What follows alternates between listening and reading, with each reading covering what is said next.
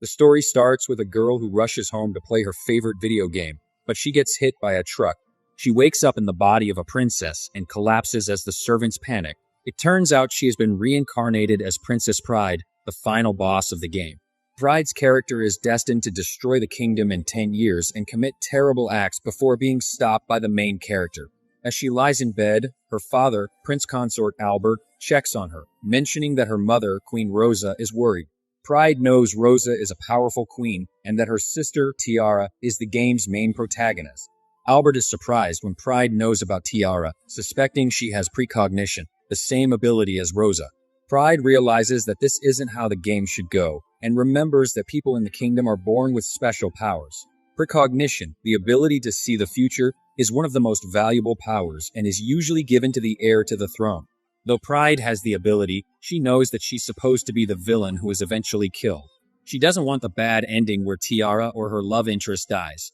Remembering something important, Pride warns Albert not to ride the carriage because of a broken wheel, almost falling in the process. A servant saves her, and the maids, fearing punishment, beg for forgiveness.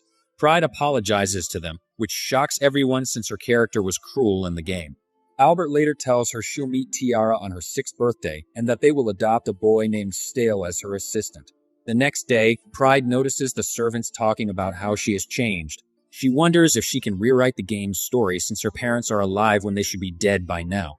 Albert introduces Stale, who is one of the love interests in the game. He has the ability to teleport, but he's wearing handcuffs because he tried to escape. Albert explains that Stale will soon sign a contract of subordination, which will free him from the cuffs.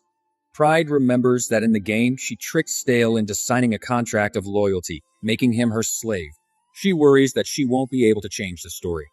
That night, Pride sneaks into Stale's room and offers to free him, but Stale refuses, saying he doesn't want another child to take his place and suffer. Pride feels guilty because, in the game, she forced him to kill his own mother. She tells him to sleep well and walks away, upset. The next day, Stale signs the contract and his cuffs are removed. He promises to protect Pride, but she tells him not to be so formal since they're family now. Later, Pride shows him around the castle, and they bond.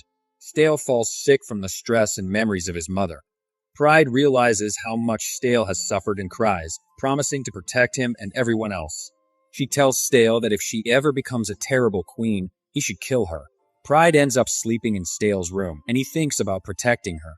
We see a flashback from the game where Stale tries to kill Pride after being forced to kill his mother. Pride mocks him, saying he can't kill her due to the loyalty contract. When Stale asks why his mother had to die, Pride admits it was just for fun.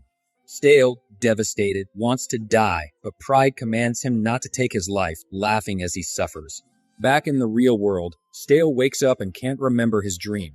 He realizes he still has Pride's handkerchief and recalls how his mother had begged not to lose him when he was taken away. Initially, Stale planned to manipulate Pride, thinking her kindness would make her easy to control. He thought if he gained her trust, he could change the kingdom's laws. He remembers Pride telling him to kill her if she ever became a terrible queen, and wonders why she is so afraid. Later, Pride takes Stale to meet Albert, who gives him a letter from his mother.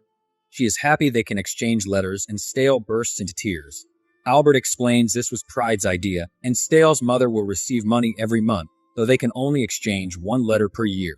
Pride hugs him, saying they all love him, which makes Stale even more determined to protect her.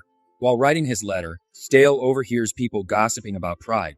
Using his teleportation ability, he hides and listens as Chancellor Gilbert spreads lies to make people doubt Pride's worth as queen. Stale decides he needs to gain more trust and become smarter to protect Pride from such schemes.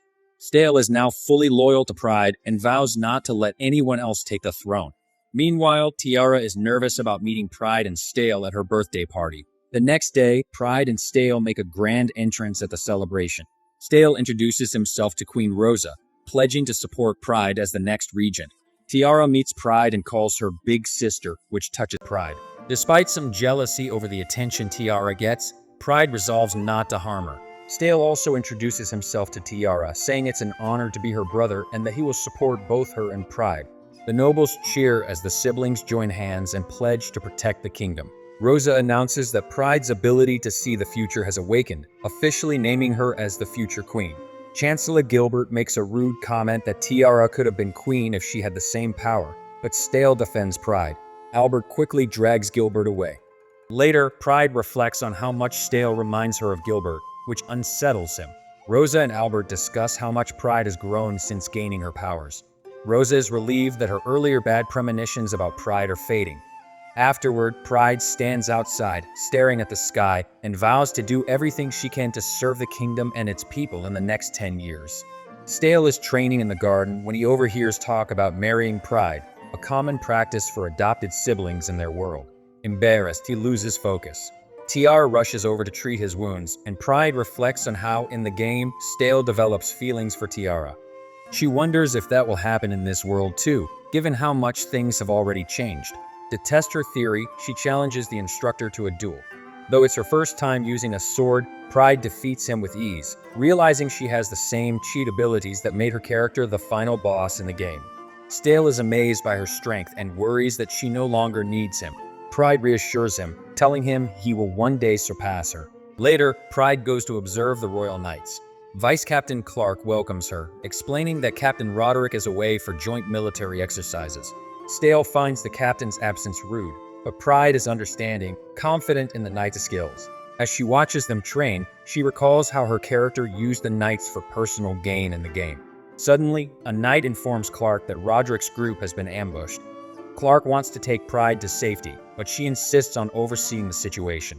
They enter the conference room, where Roderick reports via a knight's communication ability. He says they are surrounded and running low on supplies, and reinforcements are still 30 minutes away.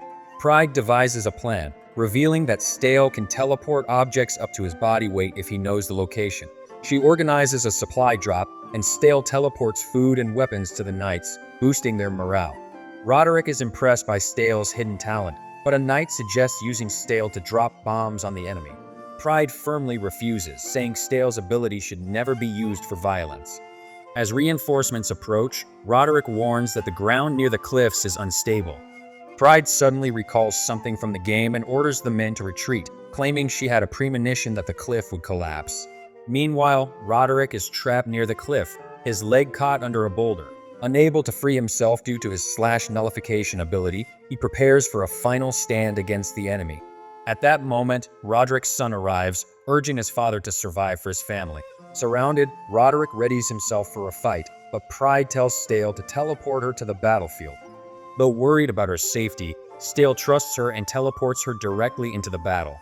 She arrives just in time, shooting at the enemies and protecting Roderick. Declaring it her duty as Crown Princess to protect her people, Pride swiftly defeats the attackers, astonishing Roderick with her strength. As the cliff begins to crumble, Pride grabs an enemy and urges Roderick to hold on, saying they'll need to work together to survive.